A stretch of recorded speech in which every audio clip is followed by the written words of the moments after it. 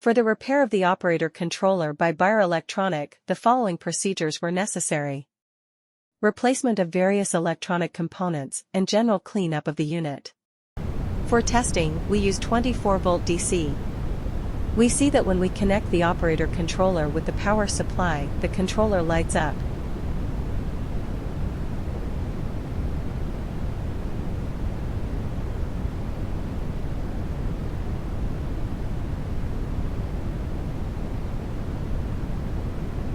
No further testing is possible due to the absence of additional units.